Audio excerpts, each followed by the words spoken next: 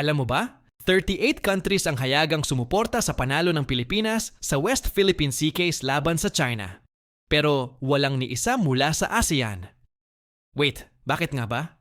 Noong 2016, nanalo ang Pilipinas sa isang international arbitration case sa ilalim ng United Nations Convention on the Law of the Sea na nagsabing walang legal na basehan ang 9-dash line claim ng China sa South China Sea.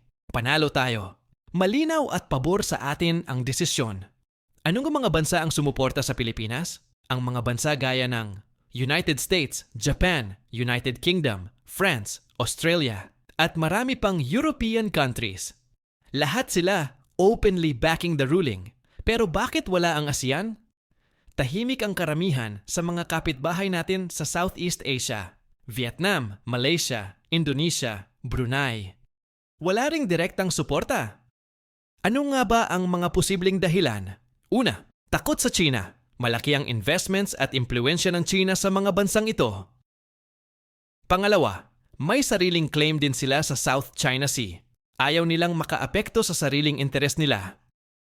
Pangatlo, neutral ang ASEAN. Ayaw ng gulo, mas gusto ang diplomacy. Hindi ibig sabihin na kontra sila sa atin.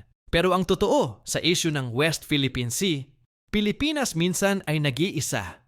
Buti na lang may suporta mula sa mga global powers. Pero sa ASEAN mismo, tahimik ang lahat. Kaya mahalagang alam natin ang katotohanan. Hindi sapat ang panalo kung walang tumutulong ipaglaban ito. Stay informed, ipaglaban natin ang atin.